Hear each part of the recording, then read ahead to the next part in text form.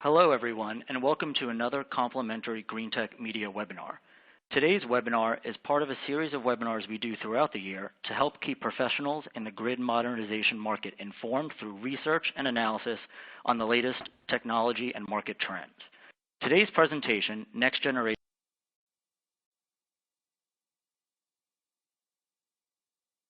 Electric Rate Design, is brought to you by PA Consulting. I'm Steve Proper, Director of Grid Edge at GTM Research, and I will be moderating today's webinar. Green Tech Media delivers business-to-business news, market analysis, and conferences that inform and connect players in the global clean energy market. Our coverage extends across the clean energy industry with a focus on solar power and the electric utility market's evolution. GTM Research is the market analysis and consulting arm of Green Tech Media, and you can stay informed by reading the news on greentechmedia.com and find out more about our research products by visiting gtmresearch.com. Before we get started, I'd like to take a moment to go over the screen in front of you. You'll notice several widgets at the bottom of the screen that may be of interest to you during today's webinar. First, the green folder contains a link to download a copy of the slides from today's webinar. You can also share this webinar through your preferred social media channels by clicking on the Share widget. Speaker bios are accessible from the blue widget next to the GTM logo. And most importantly, please note the Q&A module on the left side of your screen. At any time during today's presentation, you could submit your questions for our speakers, and we will be answering questions both throughout the presentation today as well as allotting 10 to 15 minutes at the end of the presentation for Q&A. Today's discussion will explore the following key areas. First, rate design trends across the U.S. and how utilities are addressing the challenges from aging infrastructure, increased distributed energy resource penetration, and stagnant load growth. Second, we'll dive into California and rate design reform in that state, specifically focusing on AB 327, NEM 2.0, and other reforms impacting the future of utility rate design in California. And we will also have a discussion on LADWP's innovative new rate design and hear from them on how they are helping to facilitate the transition to a next generation utility. So with that, I'll turn it over to our presenters to introduce themselves today, beginning with Wayne Lafferty of PA Consulting Group. Good morning, and thank you. Thank you also to all the attendees today. I'm Wayne Lafferty from PA Consulting Group. I advise clients in areas related to rate and regulatory matters and have done a fair amount of work with the Los Angeles Department of Water and Power, which is participating with PA Consulting today in the webinar. And I want to just take this opportunity to thank George Chen and his staff at LADWP for participating. And I know we look forward to hearing some of the unique things that they're doing and some of the challenges that they're addressing. Alex? Thanks, Wayne. I'm Alex Pischalnikov, and I'm based in PA Consulting's Los Angeles office. I specialize in utility strategic planning, operational performance improvement, and regulatory strategy. I'm also very excited to present today on the trends impacting electric utility rate design across the U.S., as well as California, and specifically LADWP. George? Yes, thank you, Alex. And first of all, I'd like to thank the PA consulting team, especially Wayne Lafferty. He's leading a very professional team, help us to get our rates just passed in April. So they did a fantastic job, and we really appreciate it. And I've been with the Los Angeles Department of Water and Power over 25 years, and I'm working the areas metering system design, AMI project manager, forecasting, low profile, complex billing and the billing, and the rates. And I've been the rates manager for Los Angeles Department of Water and Power since 2008, and manage about $4.5 billion water and power revenue. Wayne? Okay, Alex? Thanks, George. So this webinar is part of PA's Next Generation Utility Thought Leadership campaign. We have performed research and covered a variety of topics that are affecting utilities in North America and globally. The campaign includes research on emerging technologies, regulatory strategies, performance improvement initiatives, the utility workforce, and other topics of interest. If you would like to find out more, please do go on nextgenerationutility.com and look at some of our insights. So that being said, I'm going to start off with a rather broad overview of the things that are happening in electric rate design, and particularly residential customer segment rate design in the United States. So most of you will be familiar with this sort of simplified graphic of the concept of cost of service rate making. This has been the standard in electric utility rate design for many, many years, particularly influenced by a gentleman named Dr. James C. Bond-Bright when he published his rate design principles in 1961, which can really be simplified into kind of three things: the determination of the revenue requirement, the fair apportionment of production costs among customers, and achieving optimal economic efficiency. Now, this graphic is certainly a generalization of what can be a fairly complex process. And there are different considerations if a utility is investor-owned or municipal, vertically integrated or distribution utility, as well as any other specific regulatory requirements that a jurisdiction might hold. The way that I look at it is there's three sort of tasks and activities being performed. The determination of the revenue requirement, considering your capital, your O&M costs, and your regulated return. The allocation of costs through a cost of service study, which can be done either as an embedded cost of service study or average versus a marginal cost of service study, which then guides the tariff design focused on cost causation and stability of rates, as well as, which might be a given, a focus on being equitable and satisfying your customers. So this has been in place for multiple decades, and we live in a very different world than when this was first formed. The traditional rate design framework just doesn't take into account a lot of the challenges that the electric utility industry is faced with. Particularly, there are now more than ever large requirements for heavy capital expenditures to replace aging infrastructure, modernize the grid, reconfigure the power generation portfolio, and meet evolving environmental regulations. In addition to that, we're seeing a huge spread, a proliferation of what we call distributed energy resources, particularly solar PV, across certain jurisdictions, and all the associated debates on how you compensate for the energy you get. There are regulatory initiatives that are proposing step change type transformation in the utility industry, namely New York REV, the California Distributed Resource Plans, the reforms that have happened in Hawaii, as well as some of the other emerging regulatory reform across the U.S. We also are existing in a low commodity price environment, which impacts fossil generation portfolios. And increasingly more so, utilities are faced with cost pressures to meet higher renewable portfolio standards, energy efficiency targets, as well as other operational considerations across the business.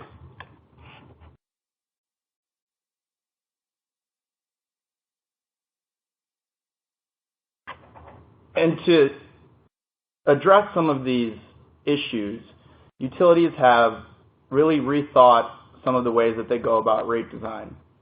Some of the concepts being proposed are new. Some are actually very established. And we've grouped them into somewhat of three categories of activities. We've seen utilities try to enhance their revenue requirement, and what we mean by this is employing methods that don't require a long rate case or other formal process to institute new additions or modifications to rates. These include various riders and fees that may be passed through to utility customers to fund grid modernization initiatives and other capital costs. Also, we've seen something that we refer to as revenue requirement collection assurance. The biggest example of that is the concept of decoupling, which offsets revenue losses that may occur from utilities incurring less retail sales. Another strategy that would fit into this category is to employ fixed charges. This is something that is particularly contentious in various jurisdictions, and there's certainly a lot of healthy debate on whether this is the right approach. Thirdly, we've seen utilities go back somewhat to the drawing board and perform rate redesign or cost reallocation. This could be lowering the amount of tiers that you have for your customer classes, like we've seen in California. This can be residential demand charges, which have been proposed in a multitude of states, and also different rate structures that are based on price signals and time-varying rates.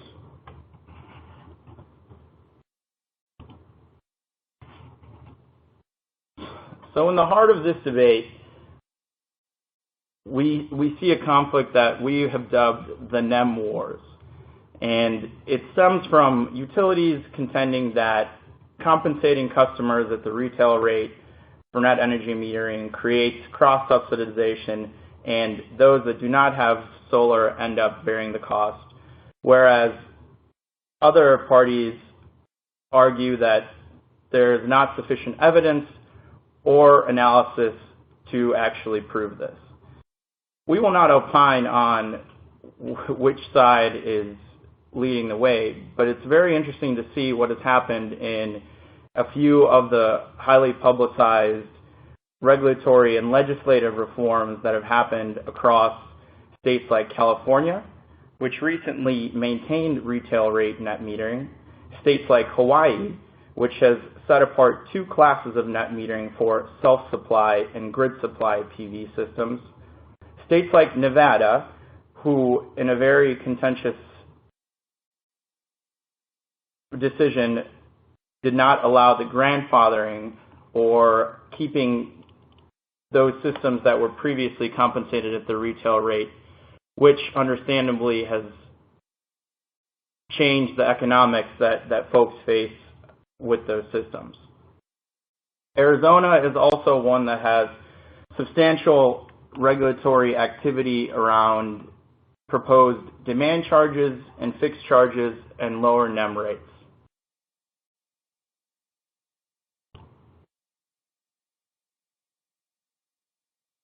Another interesting trend that we're observing is the use of time-based rates for residential customers. This is something that is fairly established for commercial and industrial customers, but hasn't seen widespread adoption in the United States. There has been quite a few pilots that have shown positive results, and utilities across the country are progressively looking at opportunities to either institute this on an opt-in or opt-out basis. There's certainly a trade-off between risk and reward here that needs to be considered when you design these sort of rates for your customers. Namely, what sort of TOU structure do you use? Is it critical peak pricing, where event hours are set a day ahead based on a wholesale price forecast? The event price is static and predetermined in advance. Is there peak time rebate, where customers receive incentives for reducing usage during times of peak demand? Is there a variable peak price, where peak hours are defined in advance? The peak price could be variable and is also set one day ahead based on the wholesale price forecast. Also, there is real-time pricing, which is dynamic and can vary from hour to hour. Some of the important design considerations include the ratio of the peak versus the off-peak price, the duration and the time of the peak, the method in which you enroll customers, that being opt-in versus opt-out, and the enabling technology that you provide for the customer.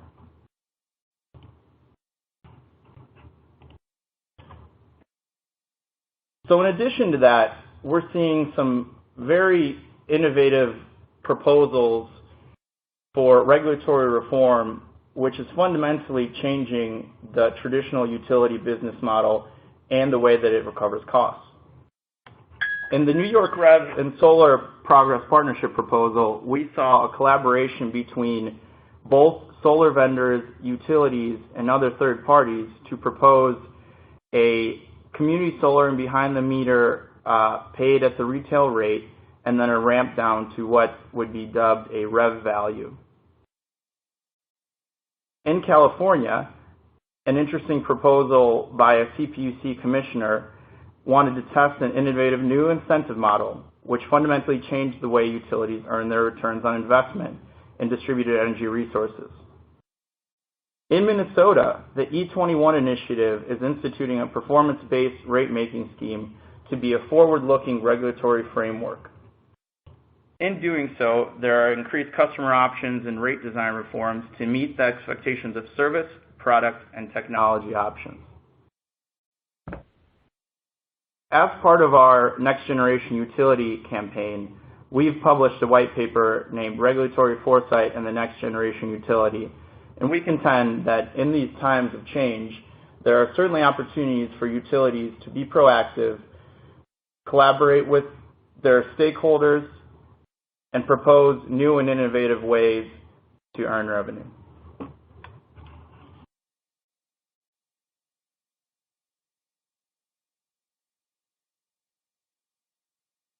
And with that, I'll hand it off to my colleague to discuss how California is approaching their rate design journey. Thank you, Alex. What I'm going to pick up on some of the themes that Alex has already talked about today, as far as the significant change that's going on with rate design, and specifically focus on California. As many of us have seen over the years, California is often sort of a major laboratory under which to assess innovation within the utility industry, whether it be in areas of technology, rate design, or other regulatory areas. And we see some of the things in California as sort of informing activities around the country, and actually where some of these changes could actually be treated as an opportunity for the utility, as George will talk about in a little while, LADWP has done. California electric rates over the years have become some of the highest in the country, in part due to aggressive renewable energy targets, environmental regulations, and grid modernization, as those costs must be passed down to customers in a state which has been experiencing significant growth over the years. As you'll see, their rates are trending upwards, and that there's thoughts that those trends will continue upwards over time. However, as time passes by, I think we'll also see that there's going to become more trade-offs between what are reasonable rates and what is really required to modernize the grid, as well as ensure that distributed generation, especially the customer-owned solar, is allowed to flourish. Rate design has been evolving in California for many years. If we go back 15 to 16 years, when the renewable portfolio standards were first approved in the states, that started a significant evolution in both technology and rate design in the state. And recently, as you may know, the state is moving from a 33% standard by 2020 to a 50% standard by 2030. That is bound to have significant impacts on rate design on a going forward basis. More recently, AB 327 has become effective, which has provided more flexibility for flat rate components in the rate structure for the utilities regulated by the Public Utility Commission, as well as providing some changes in the way that tier rates are set and changed over time. As far as the future, I think it's safe to say that both the legislative and the regulatory climates will continue to evolve in California and continue to provide ideas and innovations which will be spread around the country. In July of last year, the CPUC voted to approve a series of residential rate design reforms with the general idea to gradually flatten out the tier structures. At that time, the CPUC did not approve a flat rate structure, or a flat rate component for residential rates. However, you do see that the tiers are starting to collapse. However, there is a super user surcharge for very high users to continue to try and incent conservation throughout the state. I think it's safe to say that, as we look from 2019 and beyond, when time of use rates become more prevalent in the state of California, that is not likely to be the end of change, and that there will continue to be a debate over the flat rate component in the rate structure, among other things, into the future. In January of 2016, the CPUC approved what we call the NEM successor tariff by a somewhat close vote. It notably maintained the retail NEM rate structure and did not implement, as I mentioned, the fixed rate charge component. However, it did continue the monthly minimum charge. The decision did allow a reasonable interconnection charge. It did also specify and instituted a non-bypassable charge for energy. And as I mentioned, will make time of use rate structures mandatory throughout the state starting in 2000 and starting to phase in 2017, and then more over time, with the changes varying depending on what part of the state you live in. This has been a contentious process. There's lots at stake, and the Commission is continuing to evaluate different options on a going forward basis, and we haven't heard the end of it yet. Many of California's municipal utilities have adopted fixed charges or minimum charges or a combination thereof, as well as starting to flatten out rate structures to balance the need to maintain investment in the grid, while also incenting and making sure the competition from solar is allowed to continue. As you see on the chart on the left there are fairly significant monthly fixed or minimum charges for many of the California municipal utilities. That has evolved over time, and in some cases are continuing to increase. On the right-hand side, you'll notice, though, that there is still an inverted rate structure. You'll see a ratio above 200% there indicates that there is an inverted rate structure, which is designed to ensure continued conservation and do so in a way that does not stymie the expansion of distributed generation. You also notice that historically the investor-owned utilities have tended to have a more steeper rate design, but as I noted, that over time those are starting to change and starting to decrease and become more in line with the rest of the state.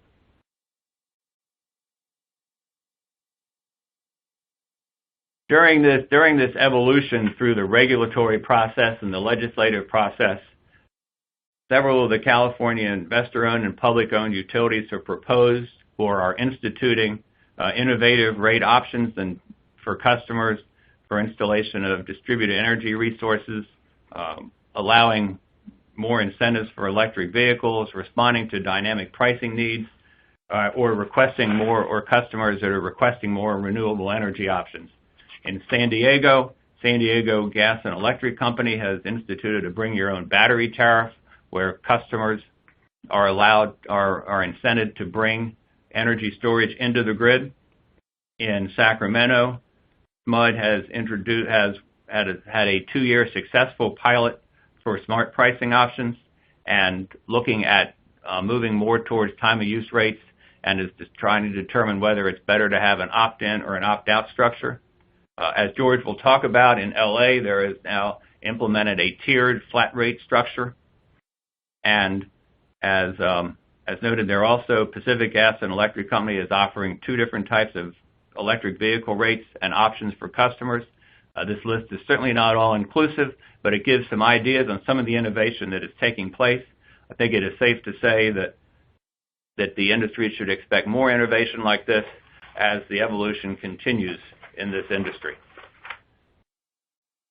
At this point, I'm going to turn it over to George Chen to talk a little bit about what LADWP has been doing in this area. Okay, thank you, Wayne.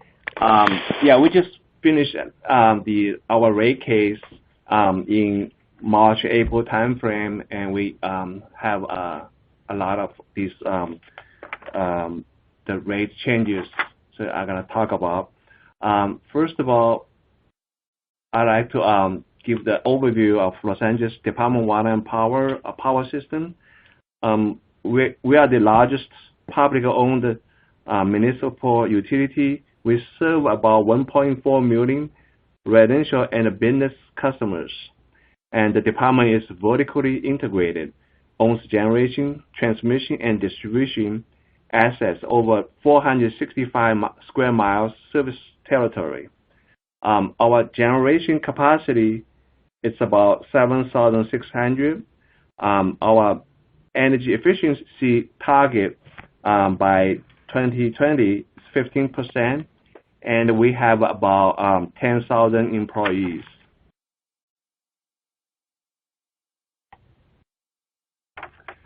Our the last rate case rate drivers. First of all, we have to have replace aging infrastructure. Second, transform power supply and meet the environmental mandates, which is the 33% by 2020. Reach energy efficiency goal 15% by 2020. Increase customer choice programs, that's including local solar adoption. And here's the numbers. For the infrastructure program, in the past we have about $525 million we spent on that. Now with the last rate case, we're gonna up to $850 million annually expenditure to try to replacing the aging system. For the RPS goal, in the past we have $785 million annual investment. Now we're up to $1.1 billion. And also on the energy efficiency, it used to be $61 million. We're gonna up to $176 million annual expenditure. So the overall rate case was $10.7 billion for the 5 years.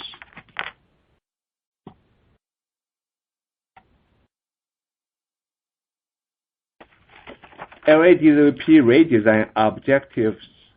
We would like to stay competitive in the California, especially. Also, we like to have some fixed cost recovery, and we employ the decoupling mechanism. We like to continue promote installation of distributed generation, solar. Continue to provide excellent customer service. At the same time, we like to minimize impact on low usage customers. That's including low income, lifeline customers.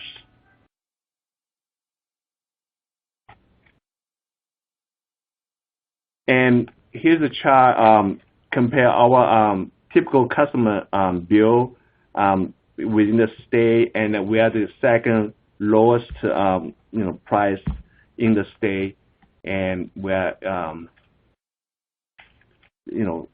it still be pretty competitive with the new rates. Here's a chart about the decoupling. So normally we set for each year, for the next 5 years, we have a sales target, and with the sales target we have the revenue target too. And if we under collect, then we go out to make a minor adjustment and to collect the difference the next year.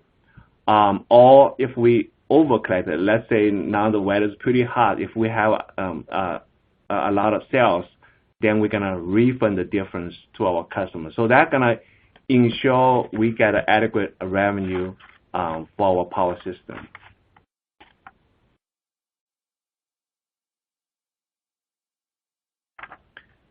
We also promote solar installations. We have our solar incentive program. We provide 30 cents per watt for the residential customers, around 40 cents per watt for commercial customers. We also have feed-in tariff programs, and we purchase the power from our customers when they install solar system directly.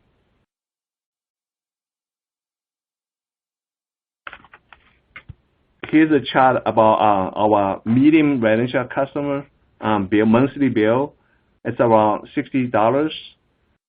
For the low-income customers, it's about $32, and for Lifeline, it's about $22 per month. So if you look at the regular customer, it's about 15 cents per kWh.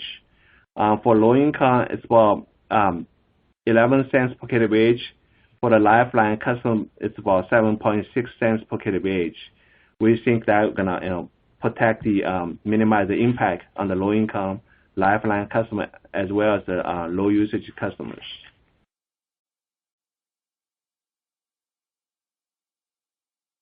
Here are the things that we introduced in this last time we did the rate design.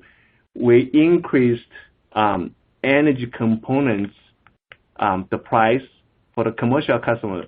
So hoping that more adoption solar net metering, for the customer for commercial customer to join that program. Also, we continue expand the decoupling program so that we identify each year revenue so that we will have the revenue stability. Also, we introduced a new pass-through factor for reliability, which is the to ensure adequate funding for capital programs to replace aging infrastructure. So we have a pass-through factor, make sure we have adequate funding for that. That's the new for the residential tier rate design. We're putting a tiered power access charge, or we can call tiered fixed charge. So normally you have a fixed service charge or a fixed charge for every customer. They have the same number, and we kind of do it a little bit differently. We tiered it with the different usage level, and we charge a different level of power access charge. And we also adopted a business promotion service rider that will provide some discounts for customers coming to our territory. The 3 years program is 7.6% for the first year discount. Second year is 5%, and the third year, the last year, 2.5%. Hopefully that we will attract some business to our area. Then we also have performance-based matrix to measure all these pass-throughs and the base rates so that we ensure that accountability and the transparency.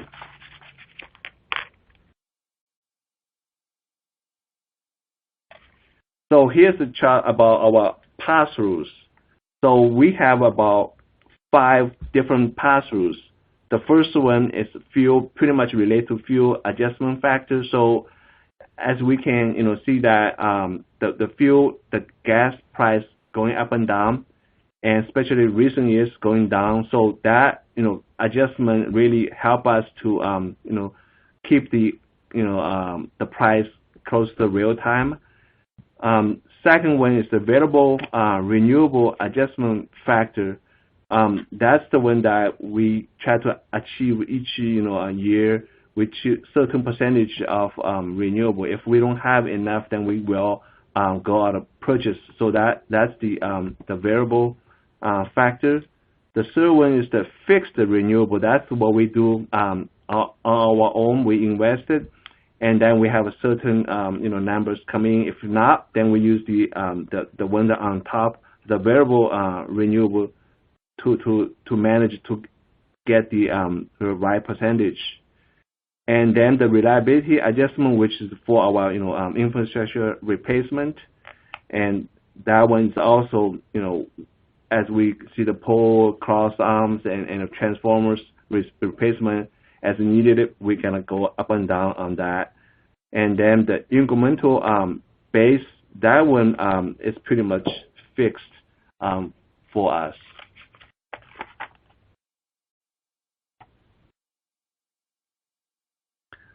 Now we talk about power access charge. You see the chart. We kind of, for the tier one, we have 2 zones in our service territory. The zone 1 is a little bit cooler. The zone 2 is hotter in the valley. So the tier 1 is from 0 to 350 for the zone 1. For the zone 2, 0 to 500 kWh monthly allocation. And so if you are using the usage level within that tier 1 level, then you will see 55 cents for the fixed charge for 15, 16. Then it will go up to $2.30 by 2020. So it's pretty gradual and pretty small amount for the tier 1 customers. And the tier 2 customers, which is from 350 to 10,050 or 500 to 1,500 in the zone 2, the access fee is from $2, starting from $2, and end up by 2020 $7.90. And then anything above that, we start from $6, then all the way to $22.70 by 2020. Our rates, as you can see, we have 3 tiers. We have 3 tiers in the summer. Although we have 3 tiers in the winter, but our tier 2 and the tier 3 rates, it's the same price.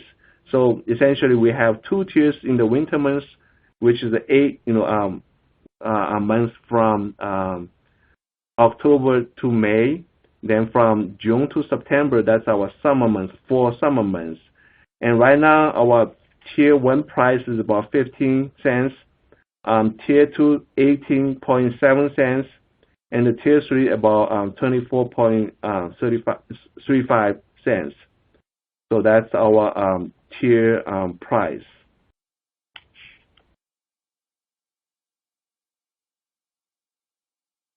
And for the rate case, we did a lot of outreach, and which PA will help us a lot on these and prepare the materials.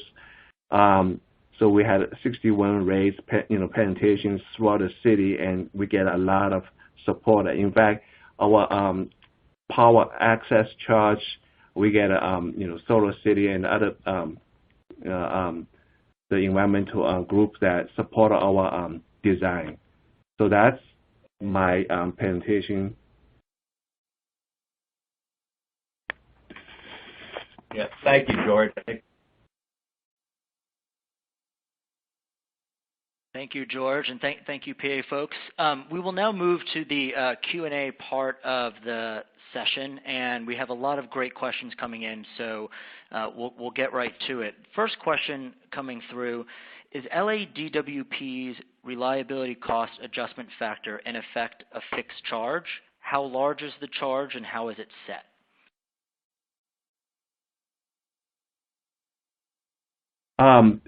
It's the reliability charge. We have two, for residential customer, it's volumetric, so per kWh.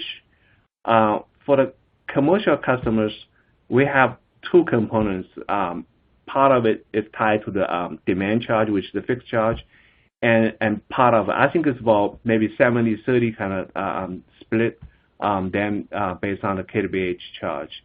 And we as you can see, we spent a lot of money on the reliability infrastructure, and we currently spend about $785 million, and we will up to $1.1 billion annually, the expenditure. And if we don't reach that, we're gonna charge less. If we over, we can charge a little bit more on that. Great. Another question, I think, for you, George. How is LADWP addressing energy storage, and what experience have you had with this technology? I think we have experimented a couple of those systems, and we're still in the early experiment stage, and we think that's going to be very critical. It's just like the beginning of a solar generation adoption. And we are very excited about that technology. Hopefully, as the technology improves and the price going down, and I think we can. The problem with power is that the storage. If we can store that, and then all this operation going to be much easier. So we think there's a lot of potential in the storage area, and we will. Looking for ways to incentivize the program, and hopefully we can integrate the storage into our system. Great. Another question. How have, and Wayne, I think I'll have you start this, how have you seen folks handle the need for transformer upgrades as can happen for solar PV? Do you see utilities paying for it since it's an infrastructure upgrade that may be needed anyway, or do you ask the solar PV customer to bear that cost? I think that it's a combination of all the above. One of the biggest challenges that utilities are facing these days is how to fund the upgrades to the infrastructure, whether it be transformers or other aspects of the grid. And George alluded to some of the challenges LADWP is facing in that area. That is not a unique situation. That is happening across the country. Specifically, if transformer upgrades are required solely for interconnection of a solar system at a customer location, I think you're going to see it evolving to kind of a combination. As I mentioned, in California, one of the aspects of the CPUC's decision is that there will be some form of reasonable interconnection charge. And while every utility's cost of service study is going to be a little bit different, part of the cost that could be covered by that kind of charge is the transformer upgrade that's specifically due to a installation of solar facilities by a specific customer. But I think you're going to see multiple approaches to this, and it's going to continue to evolve for some period of time. So I don't think there's any one specific methodology which is going to be accepted universally across the country. And I don't know whether, Alex, you would have anything to add to that. I would just echo what you mentioned, Wayne. One interesting parallel to this is the contribution in aid of construction that commercial and industrial customers typically have to pay, which is well established and instituted and essentially pays for infrastructure upgrades as a result of them developing or building something new. So I think this concept might lend itself in certain jurisdictions for upgrades as a result of high solar PV penetration.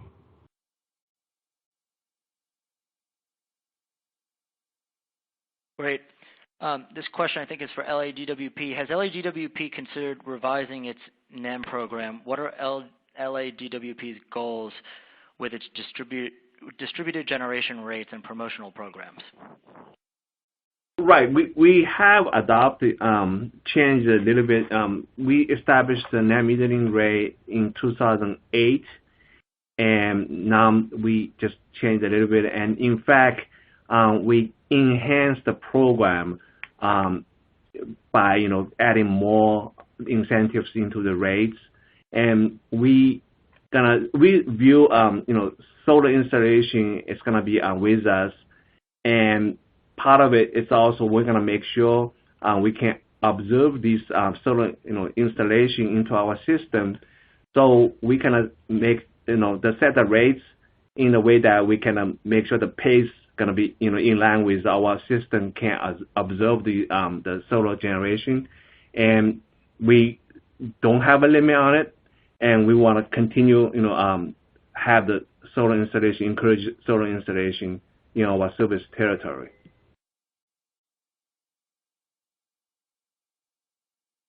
Great. This is a question specific to TOU rates, and Wayne, I'll give it to you first. Will low-income communities be hurt by TOU rates? I think the answer is, if designed properly, no. That was actually one of the biggest challenges we worked on with LADWP, because when you move to a fixed rate charge, low users, whether they be low income or other low users, tend to get a disproportionate impact on at least on a percentage basis. However, so one of the challenges and frankly opportunities of moving to TOU rates will be to design the options in such a way that it does not disproportionately impact any specific segment of the customer base.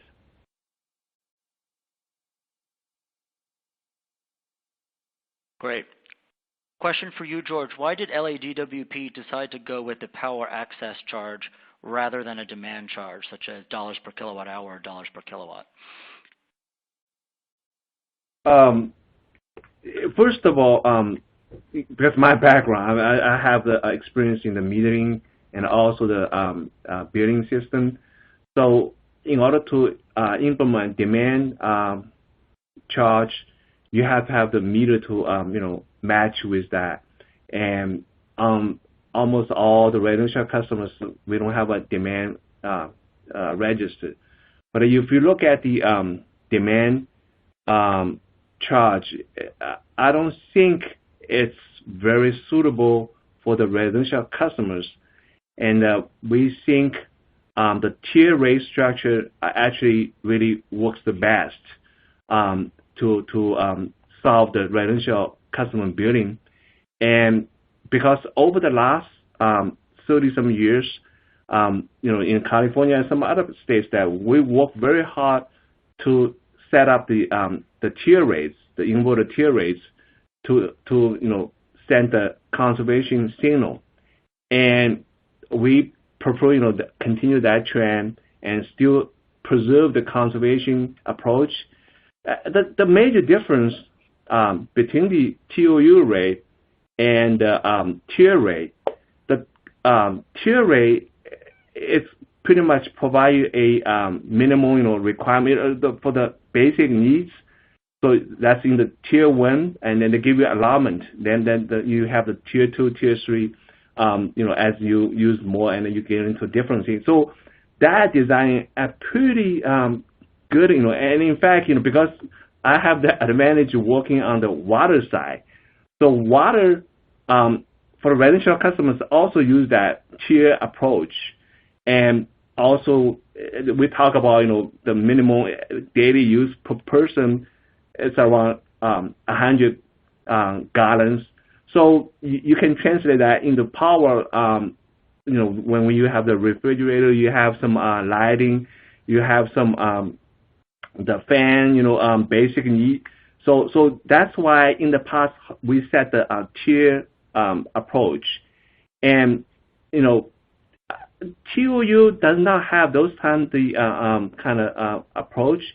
And also for the demand, and demand, normally you talk about coincident demand, and we don't see a lot of those demand created by residential customers, although there's more coming. And so, and on top of that, making the metering solution very going to be difficult, and you have to phase out all the meters to accommodate those new approach, and it's going to be very costly. So, and you look at the tier approach, I think it's still pretty. I think it's good enough to do the rates. So that's why we think, how can we implement fixed charge in the existing tier rate and not hurting the low usage customers, and also make sure that high usage customers, they get a little bit more the signal. So that comes the tiered power access charge, and that's how we adopted. Great. George, just piggybacking on that, another related question: how are the price differentials established between the different tiers for LADWP? We pretty much use the marginal cost of study, and you can see there's the demand components. If you're lowering the demand, it's about 10 cents difference for the tiers. So we studied that. What's the you want to set the tier price kind of coordinate with the cost of service, and as you're going the high tiers, and then that's probably the high price power you're gonna set. And also you use that's why you need the power access, the fixed charges, minimum charge, so that you have more several variables you can control the outcome of what your tier price. And if you only have the energy charge, and you probably very difficult to set precisely to those numbers. But with the other two variables, we have a minimum charge, which is $10 minimum charge, and we have the power access charge. And with these, and you can get your desired outcome. With the three variables, you have more options to make sure it come out right. Great. Thanks, George. Wayne, question for you. What do you see as the greatest hurdle that dynamic rates face? Yeah, I think that's a very interesting question, because I think you could ask 10 different people this question and get 10 different answers. Is there one greatest hurdle? In my opinion, probably not. I think first, customer acceptance. Customers are used to things being done one way for a long time. The customer acceptance, I think, is going to be a significant hurdle. From the utility standpoint, I think, really the unknowns. Utilities have also not been, until recently, very change-friendly. And I think the unknowns are the trade-offs between the financial side or the cost recovery side and what the implications are going to be for usage are going to be a significant hurdle. And I'll throw out a third one, which, depending on your situation, may be a significant, and that is, how are you going to handle this from a customer communication and a customer billing standpoint? I think it's going to be a significant hurdle that is often probably not discussed as much as maybe the other two that I mentioned.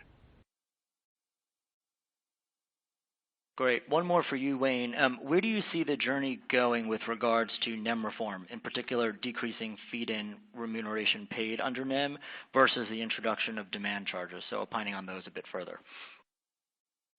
Sure. I'll try, and then I'll be curious to get some thoughts from Alex or George on this one. I don't really think there's going to be one specific approach or direction across the whole country. Alex talked about some of the things that have happened, I think, in Nevada. I've talked a little bit about where that's going in California. I think the journey is slow. I think change is going to be slow in that area. I read this morning that there's now debate about turning things around, at least in regards to one utility in the state of Arizona.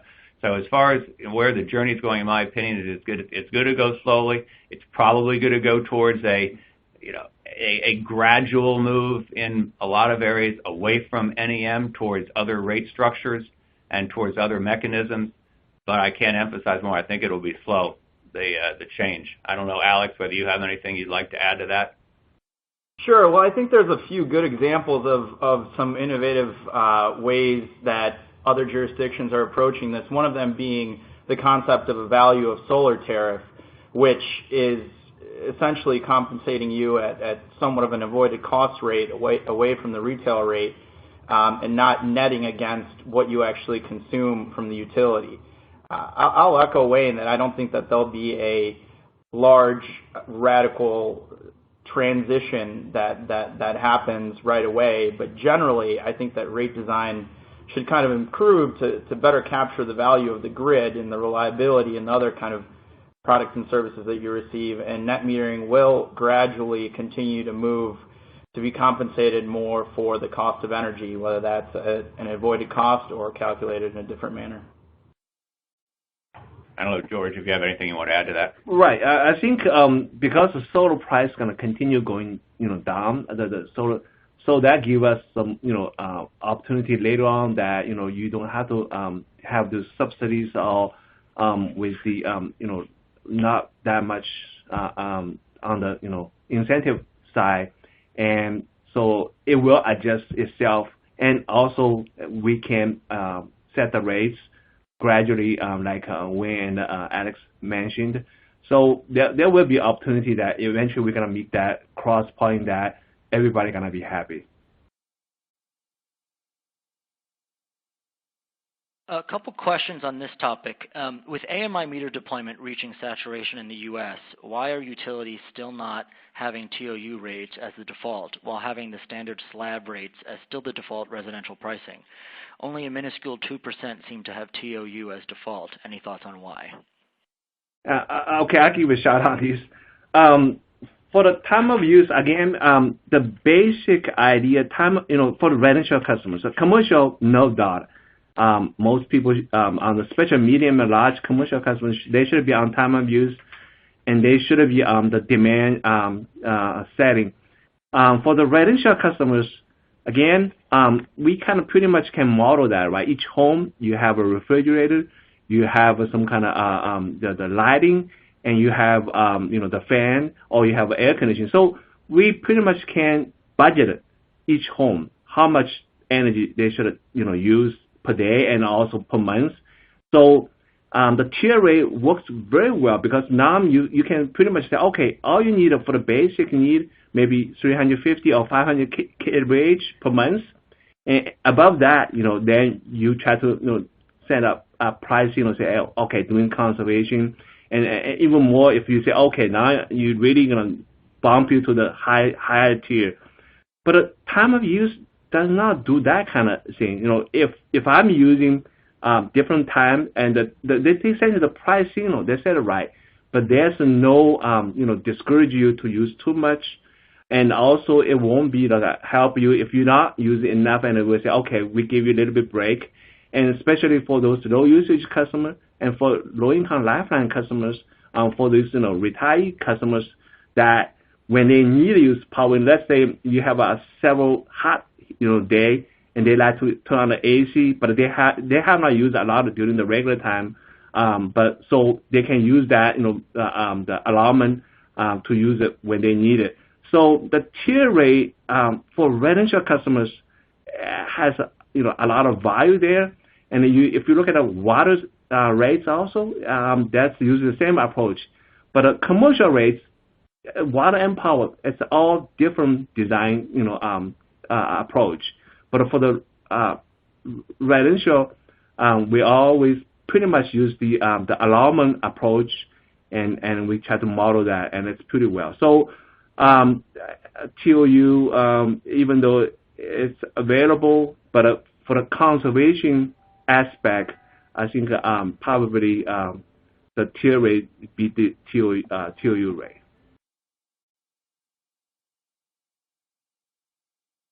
Great. We have time for one final question, which I'll ask, and then I'll open it up to closing thoughts from our panel. Wayne, I'll give this one to you. Are you seeing utilities actively setting rates to avoid grid defection, or is that not a concern worth considering? Well, I think all utilities are concerned about a drop in usage, whether that be from grid defection or from other means, because if you have a set rate on a volumetric rate and you have a relatively fixed cost, especially on the infrastructure side, then that means that you have less money coming in to maintain the infrastructure. And I think you see that while there's lots and lots of debate on the rate design side, there's also lots and lots of debate on the reliability side. So I think that you have to utilities are looking at both aspects of it. And yes, is there a concern? But I wouldn't say that it's grid defection in isolation. I think it's also ensuring that a reliable infrastructure can continue to be maintained and expanded with the technology that's expected by customers today and the service levels expected by customers today. Great. Lots of great questions and lots of engagement on the topic. I'll start with you, George. Any closing comments or thoughts you'd like to leave the group with after today's presentation? Thank you for the opportunity to discuss the rates, and which we do rates all day long. And I'd like to thank PA. They really help us on the rate case, and they're awesome. And without them, I don't think we can accomplish all these rate case. And especially, I'd like to thank Wayne, Mr. Lafferty. He is very good for us and help us move through the very difficult, rate case for a 2 years period of time. And he been here really doing a good job, and Alex too, and Mayaka on the line too. So thank you, PA team.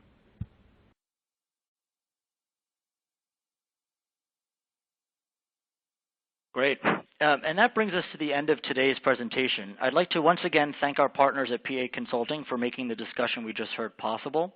This presentation will be available for on-demand replay for 3 months on the GTM website, so please share with your colleagues and feel free to re-watch at any time.